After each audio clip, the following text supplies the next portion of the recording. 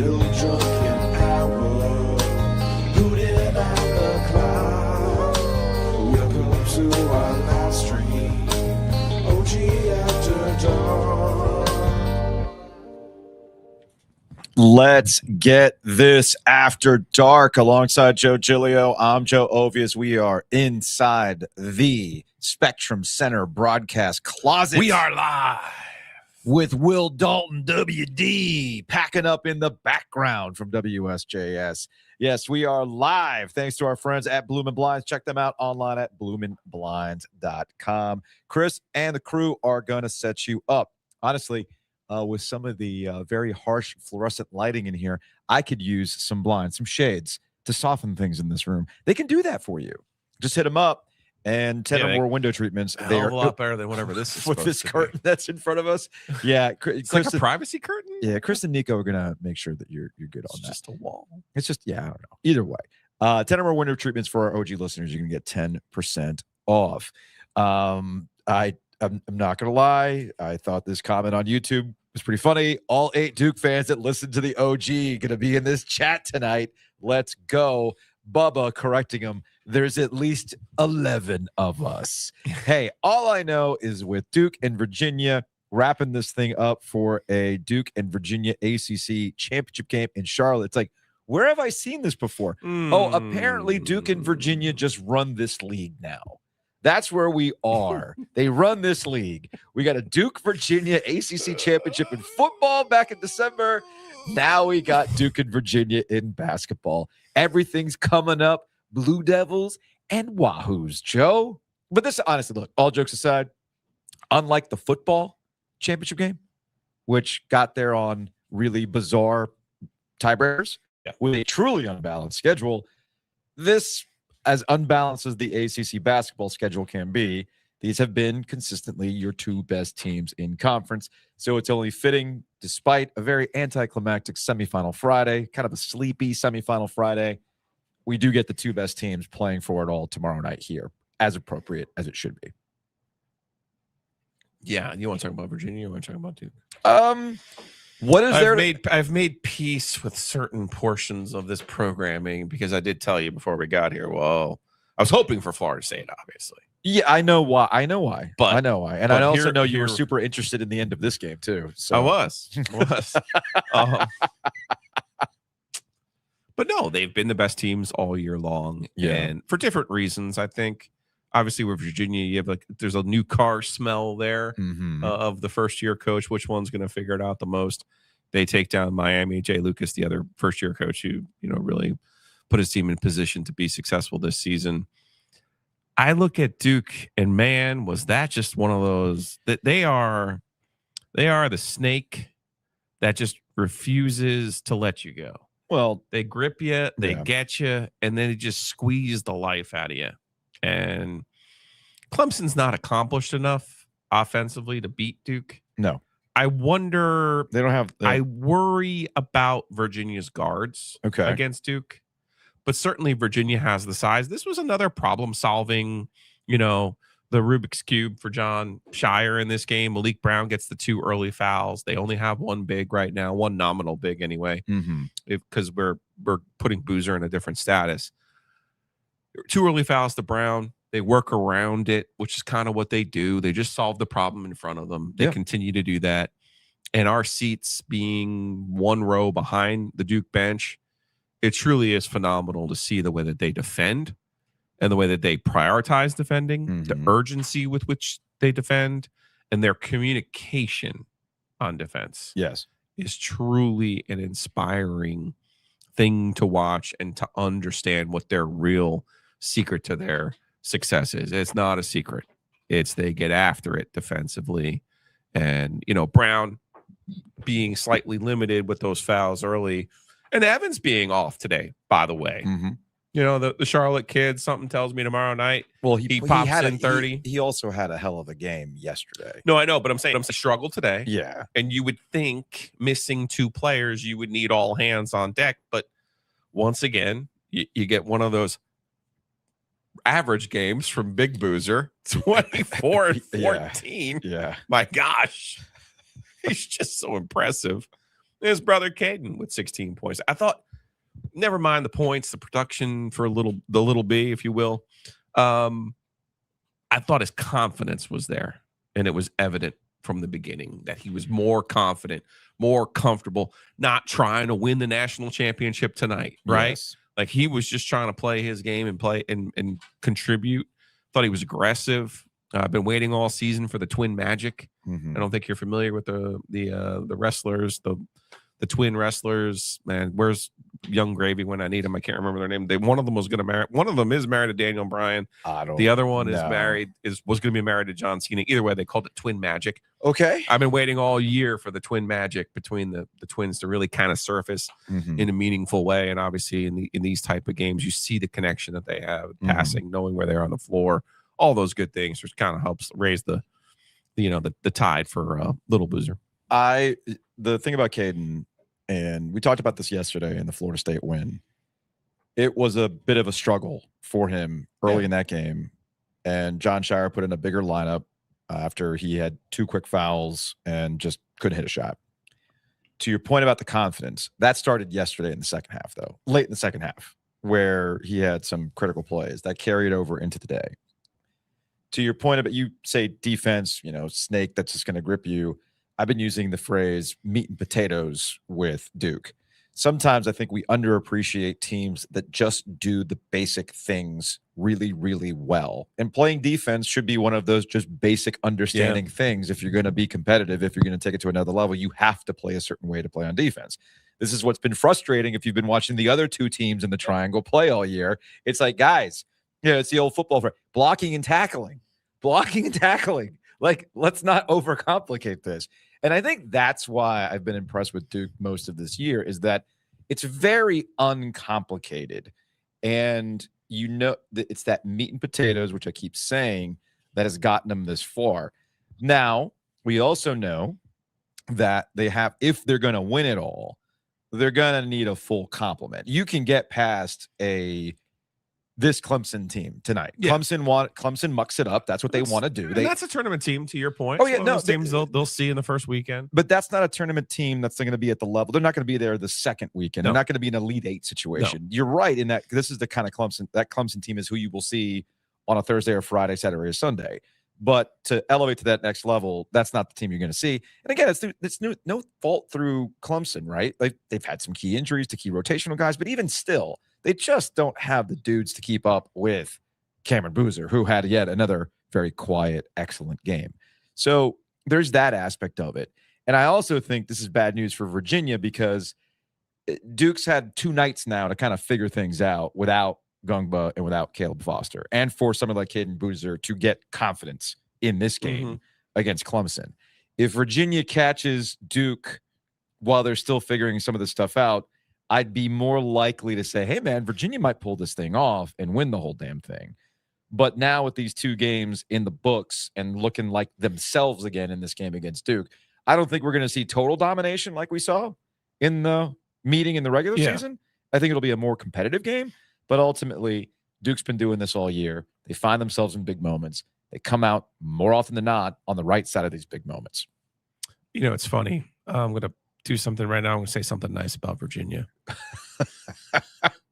and not specifically about Tony Bennett. Yeah. It's something that's been bothering me, actually. Okay.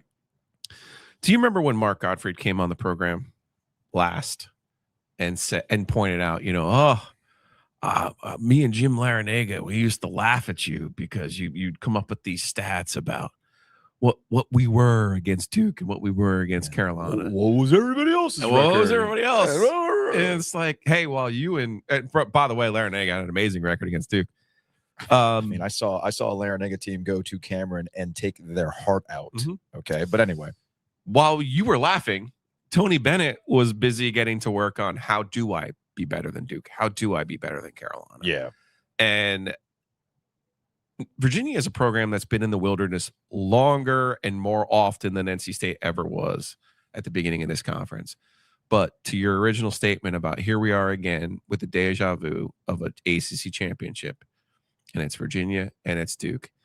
And these 2 schools, no slouches, obviously, academically. They've taken the money that they have. They got a bunch of doctors and lawyers, both sides of that, right? They've taken the money that they've had. They've made some smart hires in football and in basketball. They've made some moves. I think Virginia, more so than Duke, across the board, has probably had to do a little bit more in the portal, the way that they've made it work in the portal. And you'll see those guards tomorrow. They got one from San Francisco. They've got one from Toledo.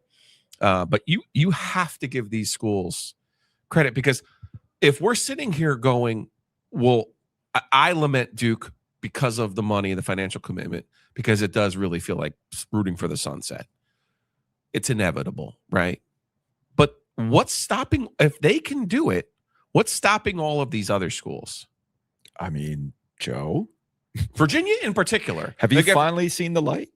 If you're NC State and you're looking at Virginia, like, why are they in the ACC Championship game in football and men's basketball in the same year? I understand the lament because of that exact thing. This is when you start. I hate to break it down into online video game terms, but it's like, y'all get good.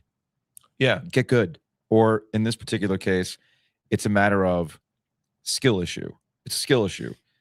And to your point, like you like to say, nothing in the triangle happens in a vacuum. We've seen these things where other teams like Wake Forest and Duke go back and forth, like in football. Like, oh, well, wait a minute. Wake Forest is doing this with Jim Grobe. Well, then damn it, we got to do this with David Cutcliffe. Back and forth, right?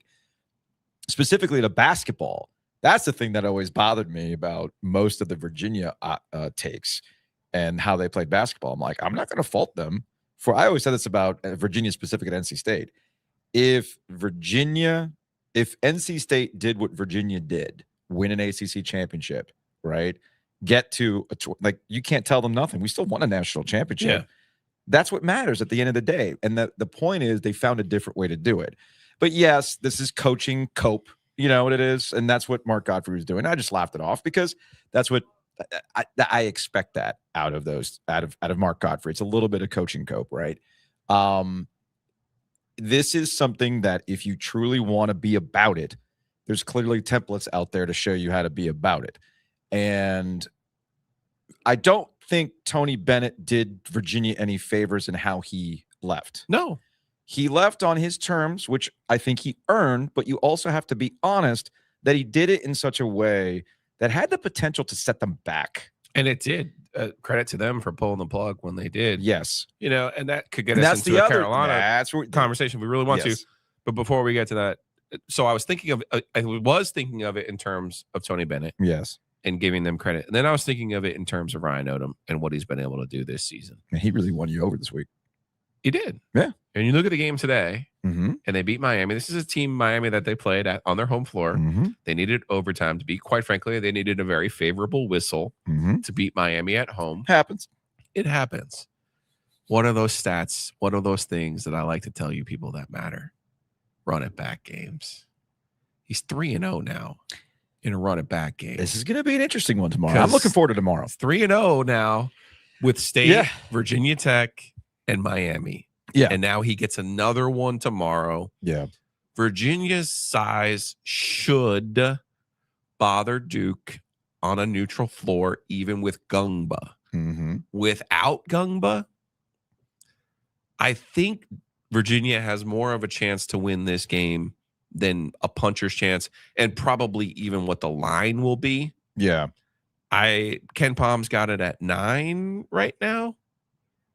Okay. I could see it being a single possession game. I agree. I still think Duke's defense straight up will bother Virginia's guards. Virginia's guards are not overly athletic. They're just not. You got a BYU kid, you got a Toledo kid, you got a San Francisco kid. Yeah. Okay.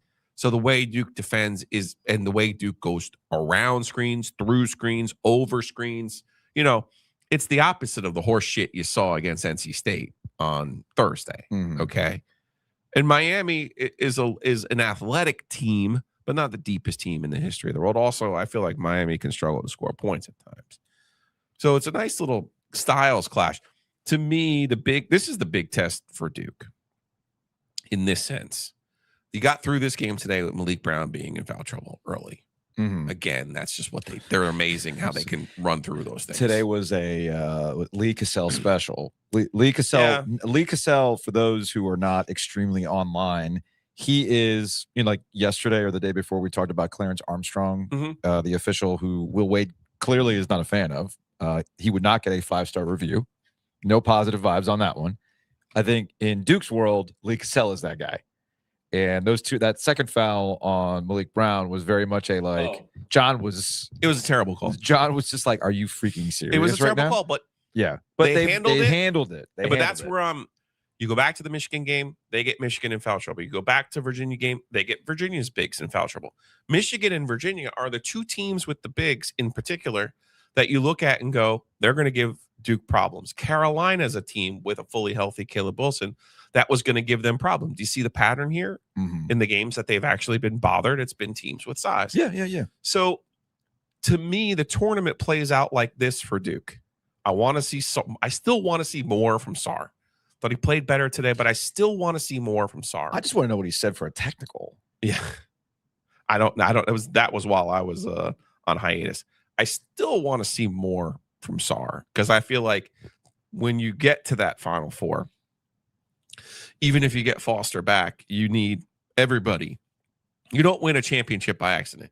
You don't win a championship with one guy being really good either. Danny Manning, the last one to do it was 1988. Okay. It really does take everybody. So it'll be interesting to see how the officiating works out tomorrow. I didn't do enough math today. I'm guessing we'll get Groover and Ayers tomorrow. And a third. I saw my guy Tommy Marcy in the hallway leaving out. A guy lives in Raleigh, does a great job. He did the game in Cameron, did the Carolina game in Cameron. So that's a feather in his cap. Yeah. Expected to see him in this championship, but he worked the Miami Virginia game. So the officiating to me is the wild card, particularly with Gungba out. But even when Gungba comes back, and that's where I'll say on Yenso for Virginia, he was fantastic again today. And if they were to win, he should be the tournament MVP. I could see that. Like he's really making a name for himself this weekend. Since you brought up officials, quick tangent before I bring in a fun twin magic stat. The Bella twins, by the way. I don't know if anyone put it in the Bella twins. Okay, I'm familiar with the Bella twins. Yeah. Not that I watch wrestling anymore, but I'm familiar with the name. Shout out to Rhea Ripley. Yeah, she's your favorite. She's the real one. Can I go on a quick tangent about officiating, real quick, please, before I go into twin magic? I think I know where this is going. from our guy Sean Crest. Yeah. What, you just put it on mute? No, I know where you're going. Okay. So, the cool thing about coming to the ACC tournament is we get good seats and we get to hear a lot of things. And this is not specific to one team. This is specific to everybody who sits behind these benches. I'm assuming most of them are related in some form or fashion or are very tight with the program that you get those seats. You gotta be. Okay. So I don't know who it is. I'm not saying which program it is because it's all of them. Because I've heard it all. I've heard it the entire week. I would like to know the mindset of the individual who goes to a basketball game and spends the entire fucking game, not moments of the game. I'm talking about the entire fucking game, complaining about the officiating, looking for a travel. I heard 3 seconds today, and I felt like I was at a fucking high school game. This is not Enlo Garner, okay? This is high-level college basketball, and I'm hearing a dude yelling, "Where's the 3 seconds? Why don't you call the travel? Where's the foul?" If they called the game the way you wanted them to call it, we'd still be on the first game today. Okay? The Miami-Virginia game would still be going because you want them to call everything. Now, mind you, you want them to call everything on the other team, right? And then when your team is on the other end of the floor, well, then you're looking for all the defensive fouls, okay? So it's like, how do you enjoy a game that way? Like, do you just not, how do you enjoy, like, seriously, a legitimate question. How does somebody enjoy watching sports when all you do is look for the supposed wrong calls or non-calls, okay? And I felt like I was transported back to a travel hockey game where I'm watching 14-year-olds. And look, my son plays A. That's the lowest level you can play travel around here. There's no real B, okay? So guess what? My kid's going to fall, okay? The ice is slippery. Ice is slippery, man. And it's like no different than the dad whose kid falls. And I guess since you can't call a penalty on the ice, you're like, where's the trip? There was no trip. Your kid just fell. Okay? Keep it moving. The 3 seconds. But the 3 seconds got me today. I'm like, oh my goodness, where are we? Anyway. The other one I always enjoy was, it's 8-3, ref. Duke's up by 18. Like, oh my goodness. You're doing a great job of keeping him in this game. They're down 18. But again, this is not specific to Duke. No. I heard this all week. Yes. A lot of travel, a lot of foul. Yeah. Oh my goodness. You know what I really hate to break to these people too? This is not, this is not the Big West Championship where there's 4 people in attendance and everyone can hear you screaming. Okay. I'm sitting right in front of you. I'm the only person in the building who can hear you. Yes. That's it. Yes. The Duke bench can't even hear you. I mean, okay. Anyway, I just wanted to get that off my chest because holy shit, man. Please rewire your brain and just enjoy watching some basketball, man. Especially from those seats. Yes. Like it's kind of sort of phenomenal. I mean, I'm guessing that they got those seats or you have enough money. Like if you're spending that much money to watch a game, why are you spending the whole time bitching? Yeah. Anyway, just wanted to get that off my chest. All right. Magic Twin Powers. Sean Crest with some fun facts here. Shout out to Crest, man. This is how Sean's brain works. I was amused. Duke's average record over the last 40 years with 2 boozers, 30-2, 1 boozer, the dad, 32-4, 0 boozers, 28-7. Sounds to me like you need more boozers. What happens if they got a 3rd boozer? Just keep running them out there. But wait, there's more. What's their average record with a couple of Plumleys out there? Duke's average record over the last 40 years with 2 Plumleys, 29-7, 1 Plumlee, 31-7, 0 Plumleys, 28-7. So clearly we never got a 3 Plumlee lineup. Right, because that ended up like over the course of several years. Yeah. Because I forgot which forgot which ones out. There always had to be 2 Plumleys on the home base at all points. It's like the Sith. There are always 2. And then Duke's average record over the last 40 years with 2 Plumleys or boozers, 29-5, 1 Plumlee or a boozer, 31-6, neither a Plumlee nor a boozer, 28-7. So if I'm John Shire, sounds to me like who got more twins? I'm keeping Caden as long as I can. Yes, because that would definitely help. Godspeed, Cam, Brotherhood, you're going pro, all those. Caden, need you for these 3, bud. From Bubba, Sean needs a hobby. This is our hobby. No, that is the hobby, Sean. That's a great stat. That what do you think we do here? This is our hobby. Come on now. Come on. We'll have some more fun facts and everything else a little bit later on.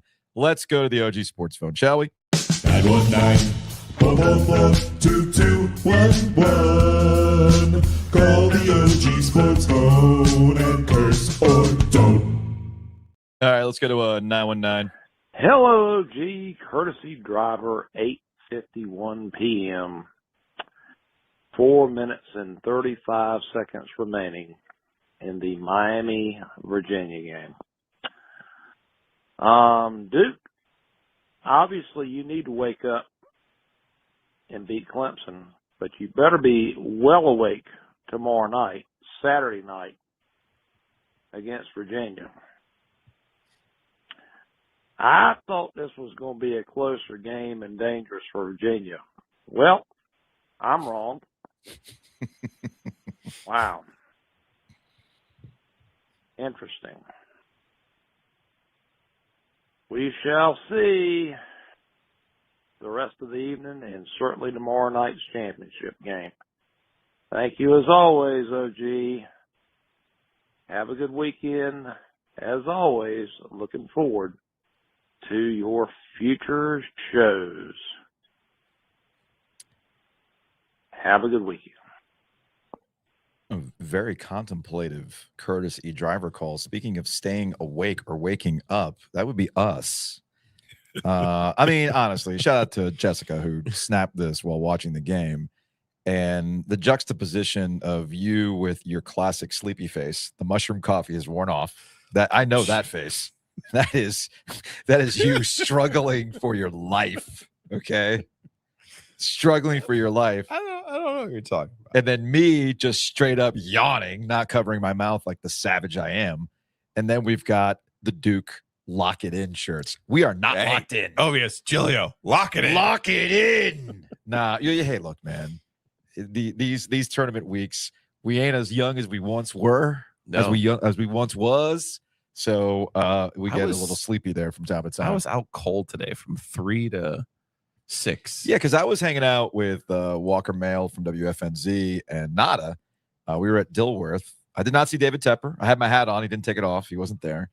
Because that's the spot. Oh, is that where we were? Yeah, you didn't realize that? No, that's the I spot. came in the back door there. That's the spot. Oh, cool. That's the spot where where David Tepper famously took a dude's hat off because it was the wrong one. Anyway, before we did OG Mailbag today and I was setting things up, you were watching golf and I heard you snoring. So I knew right off the bat, oh, it's going to be one of those days. And then I didn't realize, like, hey, just come join us. I didn't realize you were out. I was dead to the world. Oh, geez. That is because I was trying to watch. I was gambling on something. I had a very good basketball day today. So. You did. That's good. That's good. All right, let's go to 1919. Man, I am so glad my Heels did not complete the comeback against Clemson last night because it would not be a good Friday night for our boys. Duke's running away from Clemson. They would be running away from us. Unrelated, is it appropriate to have March Madness while we're at war? I think that's completely inappropriate and disrespectful, and we should probably cancel March Madness. I'm going to hang up and listen. Got to respect the troops. You're right. Respect the troops, if man. Caleb Wilson can't play in this tournament, neither can Cam. Clearly not. Yeah, it's interesting with the Carolina thing. Yeah, I understand. There is I think two things can be true based on that call. And I actually had that thought watching this game. I never really expected Clemson to win this game. But then again, I never would have expected Carolina to win this game either. The only reason why I wanted to do Carolina game is because, hey, man, vibes. Helps the numbers, It's that sort of thing, right? But what I have noticed today, and this is slightly informed by hanging out at WFNZ today and doing some radio with Walker, in that the criticism around Hubert Davis got real loud again after last night. And we were sitting with Ross Martin, Big Hitters Only podcast. And, Ross sometimes is like our conduit into the like super secret group chats that take place amongst Carolina fans that we're not invited to. Sure. Right. Which is fine. I understand that. But why would we be? I totally get that. So like Ross shows me this stat that's clearly going around the super secret group chats amongst Carolina fans. And it reads, in the past 2 seasons, UNC has fallen behind its opponent by double digits, a staggering 26 times, including 18 times by 15 points or more. That's almost 38% of games by double digits and 26% of games by 15 or more. Okay, that's not good.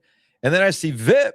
That's inside Carolina stat. Oh, that's inside Carolina stat. Okay, Yeah, I didn't know where the stat came from. Our guy Ivan had posted it, but it is according to Inside Carolina. Gotcha. They've trailed 15 points in 18 games over the last 2 seasons. Okay, gotcha. Meanwhile, VIP posts this on Twitter at midnight. VIP, my goodness, They're going through it. That's fine. Carolina has a 26-42, 38% record in Q1 games under Hubert Davis. 6-8 this year, 1-12 last year, 10-4 in the 23-24 season, which was the number 1 seed season. Yeah. 1-9, which was the follow-up year where they missed out on the NCAA tournament, just shut it down. And then 8-9 on their way to their Final Four run in the championship game against Kansas.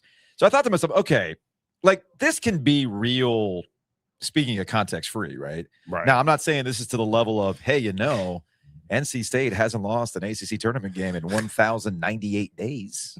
Okay. Well, it's only one now. So. I know. Like I'm not putting it on that level. So I got curious. So when the Duke Clemson game kind of got out of hand, I started going on. I was on Warren Nolan's website and just kind of corralling these things. So I picked 3 schools that over the same time frame to see, okay, because my first thought was, well, the ACC has sucked in the last 5 years. Well, saying they sucked is that's too much. They have not been classic ACC. In fact, during that time span, the ACC, the best year it's had during that stretch was 4th in KenPom, okay, which is this year. Yeah. Okay.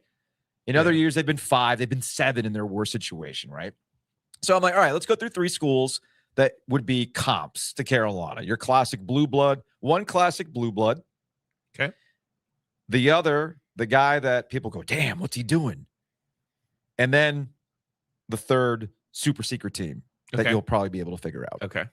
So let's go with the blue blood, Kansas. I think that's an easy comp, right? Fair to me. All right. Because Bill Self's got this thing rolling, right? This year they went 9-8 in Q1 wins.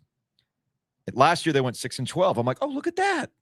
I'm not saying it's 1 for 1, but hey, even Kansas has been kind of going through it here too in this new era of college football, college basketball. 7-10 in 2024. Oh wait, they also went 17-8 in 23, and they went 16-5 the year they beat Carolina for the national championship. All right, got it. Kansas has been more consistent. Understood. Let's go to Alabama. Yes, Nate Oates, the apple of your eye. That's right. All right.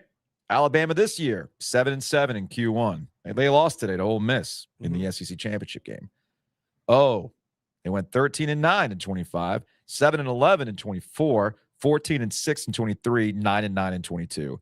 Not overwhelmingly awesome, but also better than what Carolina has been with their ups and downs. Yeah. One thing I would just say, in terms, you're saying context free. Given the problems with the ACC, almost all of Carolinas are out of the league. And real quick about that, this is where Kansas gets those opportunities. Between 2022 and the 2024 seasons, the Big 12 was the number 1 KenPom conference. For Alabama, the SEC has been number 1 in KenPom the last 2 seasons.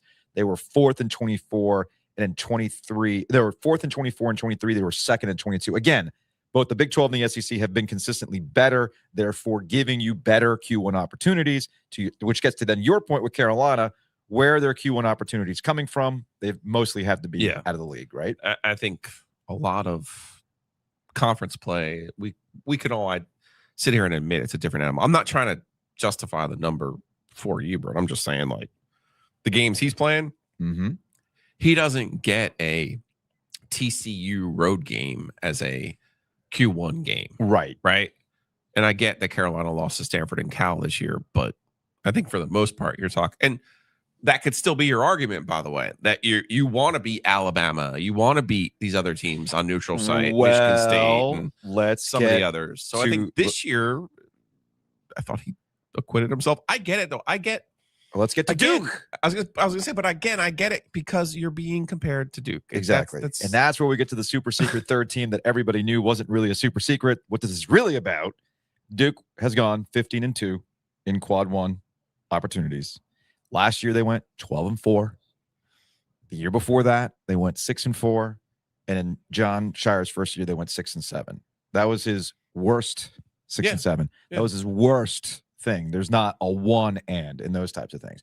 Now, I do, in terms of context, I do think, though, that this year it's a little, I think we're not giving Hubert Davis any credit for having to deal with a lineup that has had some key pieces missing. Seth Trimble early on, and obviously the Caleb Wilson injury.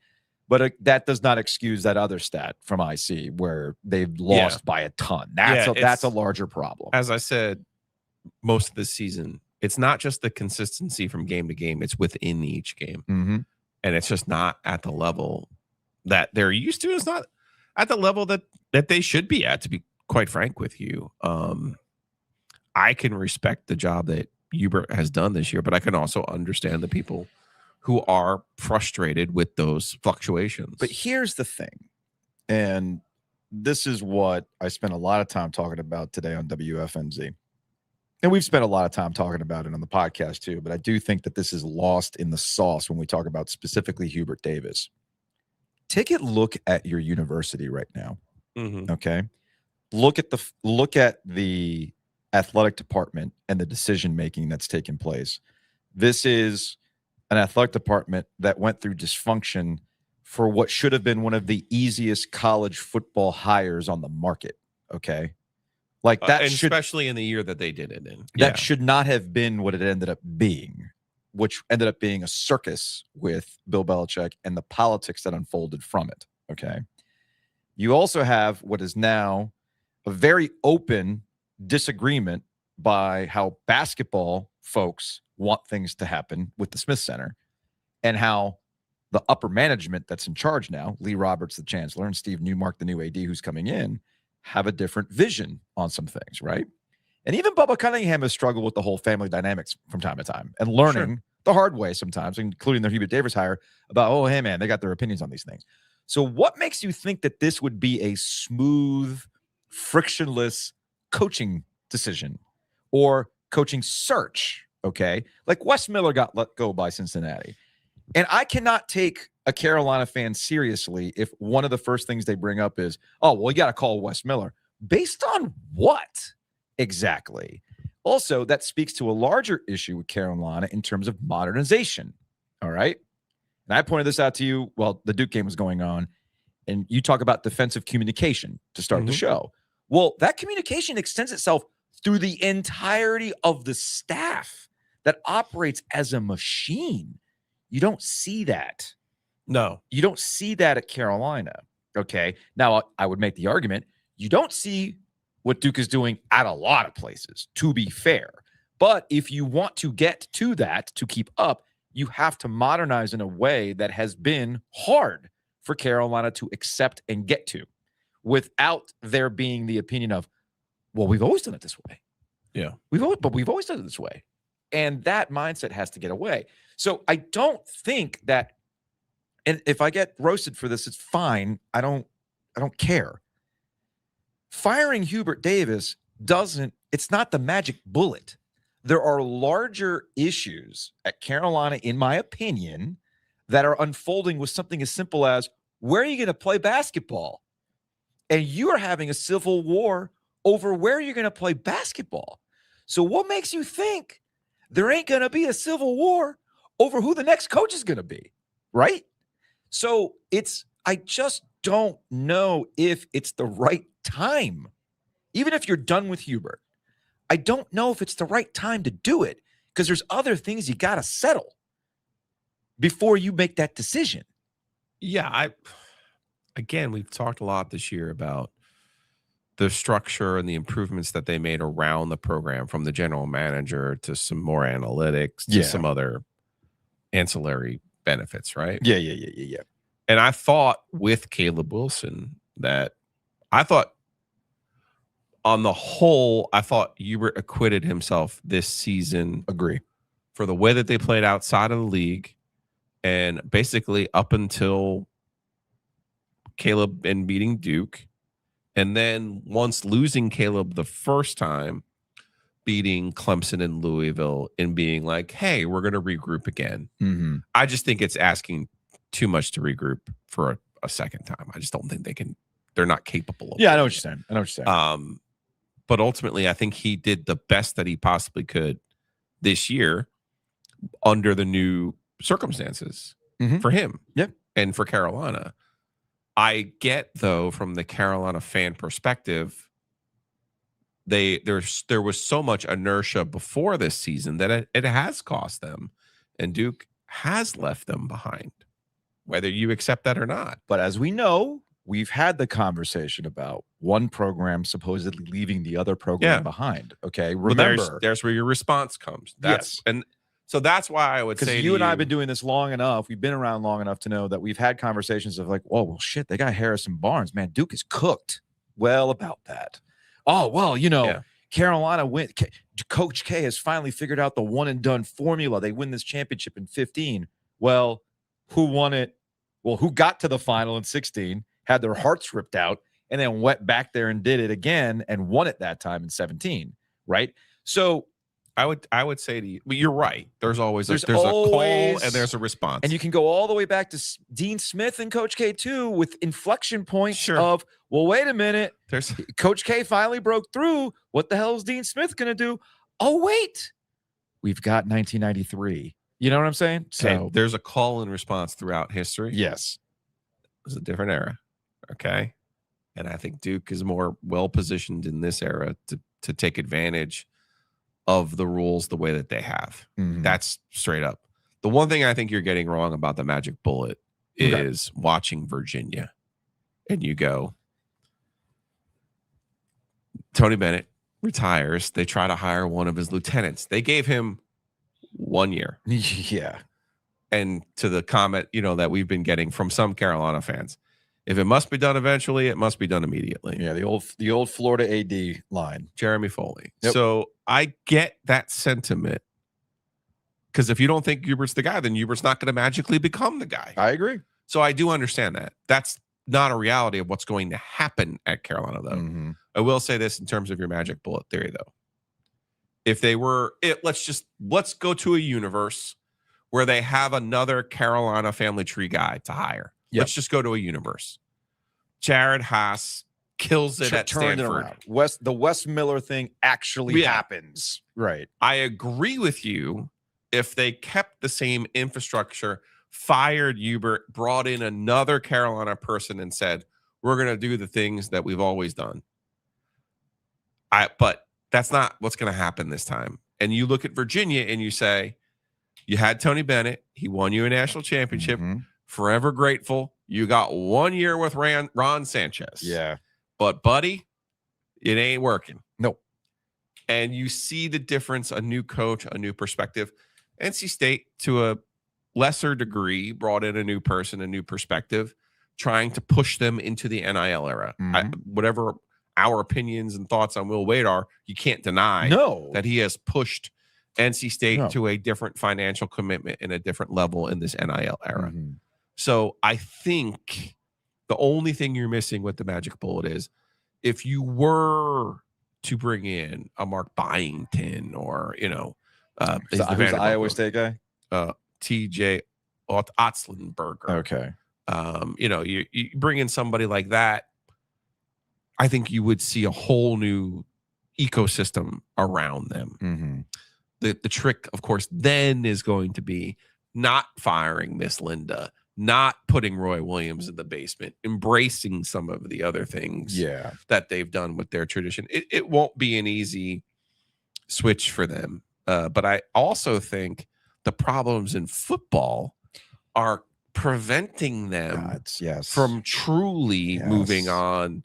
Even if Steve Newmark on the first day on the job finds himself in a situation and says, I got to get rid of him. I got to make a clean break. I got to do it. Even Carolina financially, I don't think would be in a position unless Bill Belichick wins 10 games and goes to the college football playoff this year. Yeah, that's the only payoff for that. But yes, what you're speaking to, I think, is the part of the conversation that I think a lot of folks don't want to have, that all these things are ultimately tied together. Yeah. And there are other issues that are kind of playing out in real time that do affect how basketball goes about these things. I agree with you. It's not a snap your fingers, hire a guy, here's the answer. It truly is a holistic approach that they're going to have to change. Let's go back to the sports phone at 919. Hey, this is the Wolf in Chapel Hill, a man in red surrounded by blue. I was looking at a couple of stats, and I think this stuff is known, but it doesn't get discussed all that much. That if you look at this century, Carolina's only got 3 tourney titles in the ACC. It's been 10 years since they won their last one back in 2016, and they had a couple of others in, I think, 07, 08.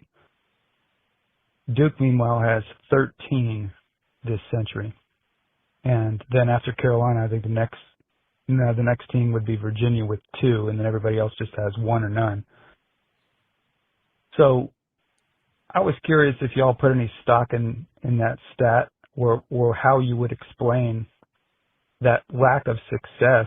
3 titles in 26 years really isn't much, especially considering their success in the regular season, where they're roughly equal with Duke on titles in this century. And I'm also curious how you weigh the ACC Tourney title with the ACC regular season title. Because I've always personally thought the regular season title was really the greater accomplishment in a lot of ways. It's the full body of work. But I think in the casual fan's mind and most of the media's mind, it's the Tourney champ that tends to stick and get more attention. Boy, it's 12:40 a.m. here, sir. You're asking us some heavy questions. That is a heavy question. I'll speak on the tournament thing. If you wanted to sell me on a regular season title being a true accomplishment, we got to go back to a round robin formatting. But unfortunately, we're never going to get that again. And also what's officially recognized is now the ACC tournament. The ACC tournament, as we're finding out, you'll get a better idea of who the actual champion is because we get Duke and Virginia in the championship game. I think that makes sense. And then that makes sense. Yeah. That makes sense. So there's no easy way to. But there's no easy way to. There's no easy way to say who, in a tournament format. I mean, yeah, you know what I mean? Because again, how did you get to be seed 3 or seed 4? Well, hey, we didn't play Duke at Duke. Well, that's fairly helpful. In a low key sort of way. Or Miami didn't play Duke at all. That's the thing. I wanted Miami to win today, just to see it. Just to see the Jay Lucas. I wanted to see that storyline because Duke and Miami didn't play this year. So that kind of factors in. As far as the ACC tournament and national championships and stuff like that, it all comes down to philosophy, especially at the highest. If you have that's a specific question for Duke and Carolina more than it is other schools that haven't consistently won national championships in the last 20 years, right? And there's the old Roy Williams adage of it's the cocktail party, and he didn't really value the ACC tournament in the grand scheme of things. Whereas Mike Krzyzewski was of a different philosophy, that the regular season was the part that got you ready for this, and that the ACC tournament was the launching pad of these high-level games and getting yourself prepared for the NCAA tournament run. That's a philosophical thing. But ultimately, when you're Duke and Carolina, all these things end up being stats that you pick and choose to try to get over on the other one, right? And that's kind of where it's at. I would say this. Obviously, Roy made the comments that he did, and I don't think any Carolina fan would trade Roy's success in the NCAA tournament for anything else. Absolutely not. For anything else. But because that's the other factor you're getting at with Roy. Mm-hmm. Look at his NCAA tournament success versus Coach K's. It was better. Yes. Yeah. The titles. Yeah. You got the title. He's got 5, obviously. Yeah. But when you look at the consistent success in the NCAA tournament, Carolina was better. And never had a first round loss until the last one, unfortunately for him. But I think what gets forgotten is they made the Carolina made the championship game in 11, 12, 13, 15, 18. Okay.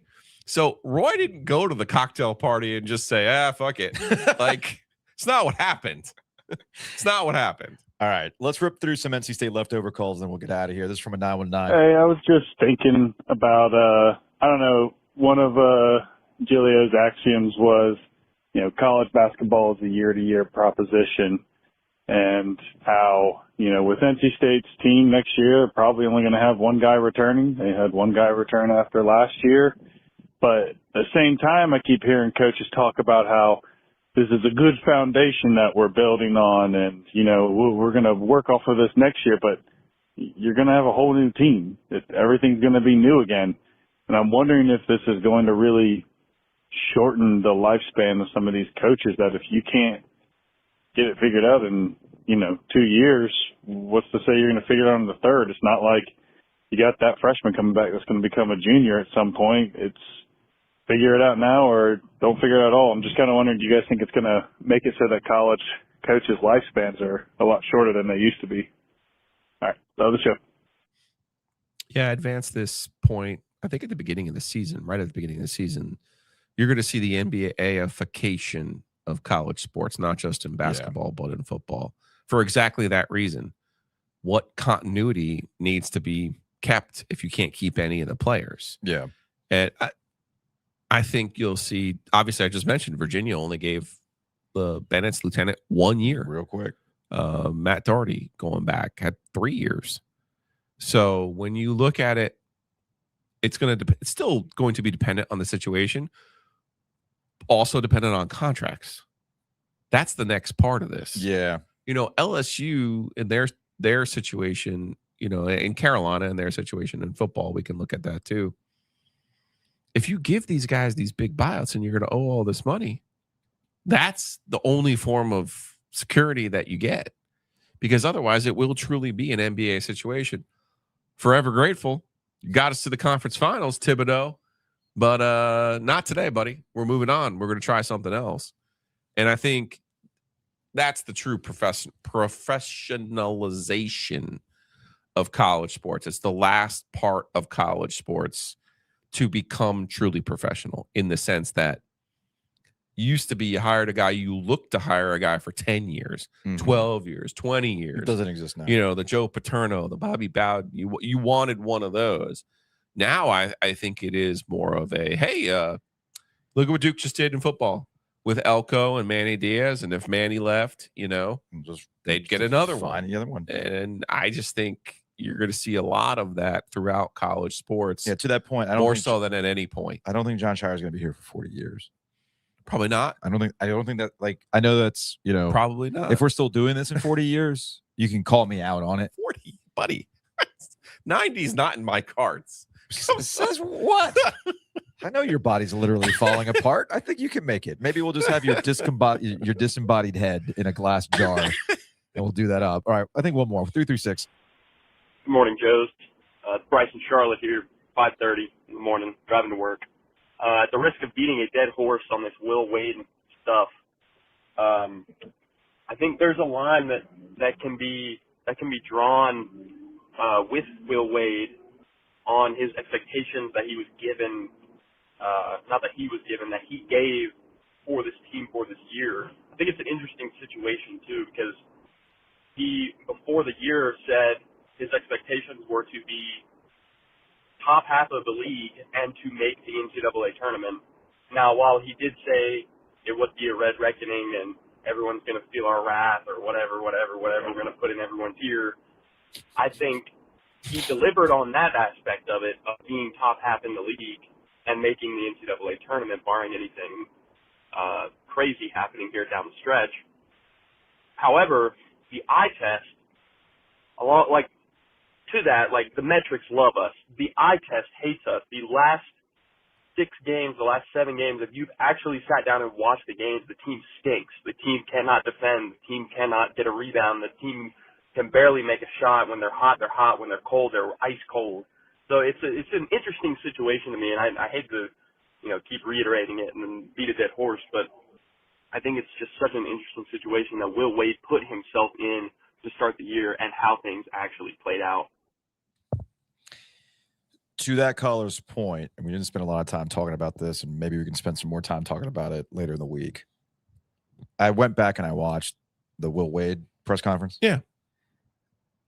And when he was answering the question about the LSU stuff, you notice. I thought you meant the introductory press conference. No. I'm talking about this press conference. Okay. We've gone over the introductory press conference plenty of times. It was this press conference where you noticed it was like kind of retconning. We're building something here. Can't be something that's done overnight. I knew it would take more than 1 year. It wasn't a 1 year. It wasn't a 1 year thing, yada, yada, yada. And it's like, again, choices were made. Sure. Choices were made. If that was the kind of talk at the beginning, you reframe this season entirely. Yeah. You reframe this season entirely. Yeah. He can't put the genie back in the bottle. But it's gone. But it's over now. It's over. So now we'll see what happens. Yeah, we'll see how he reacts. Now the focus is on, and we'll close on this. Now the focus is on, all right, what'd you learn? How you going to fix it? That's not a hot take. That's not like some sort of I don't know how to articulate it other than, all right, this is where you show what you're truly about. Does he have someone in his camp to help him with that? That's my primary question. We'll see. we'll see.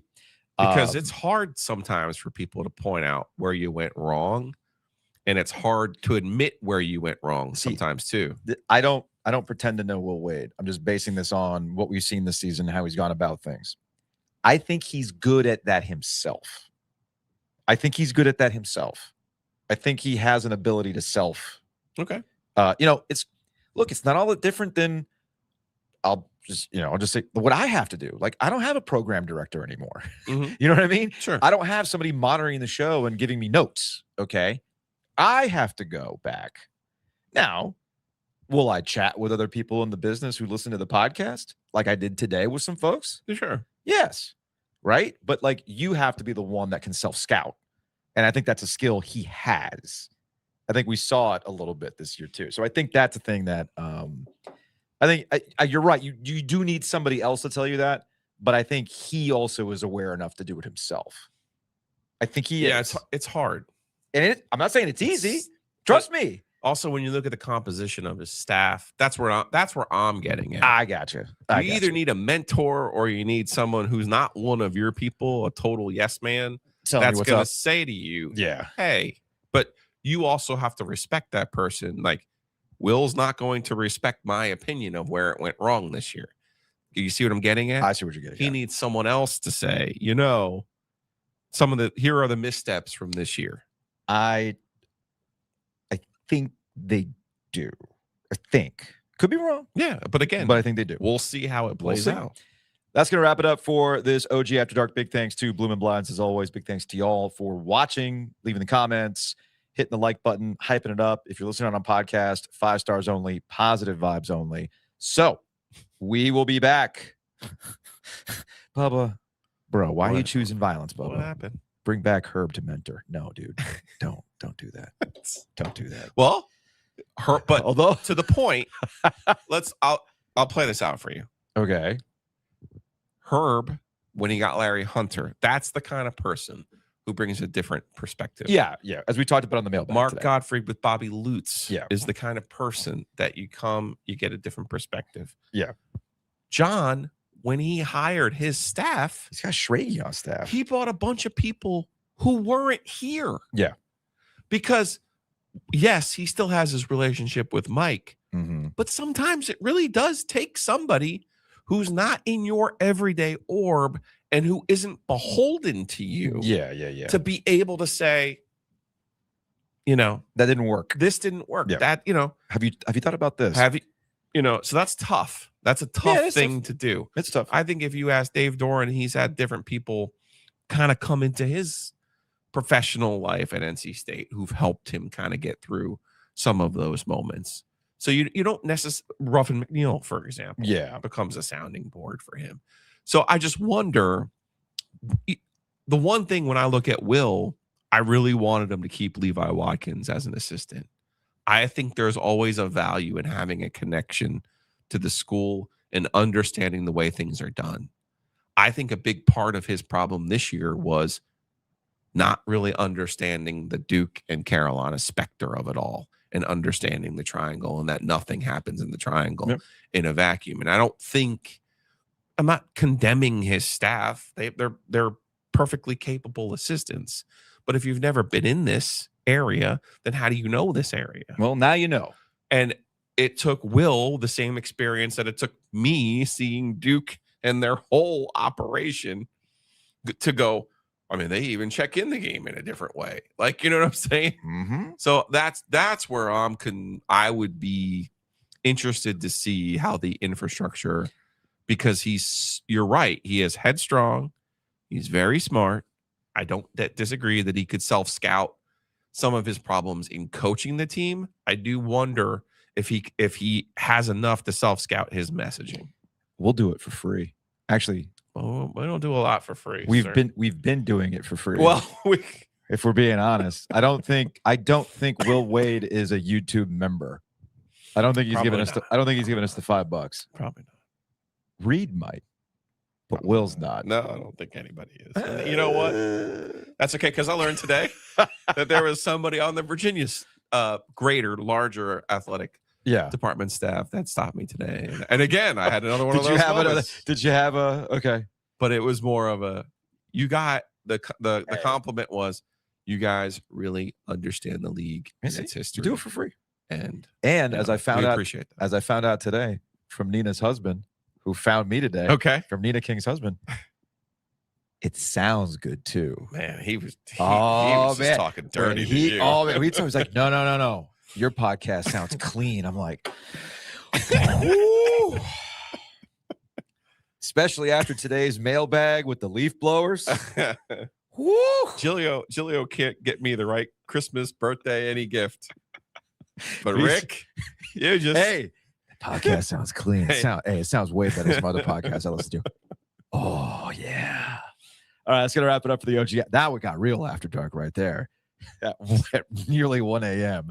All right, Bourbon's calling. ACC Bourbon is awaiting me. We will see you all tomorrow night for a Duke Virginia championship game on the OG After Dark.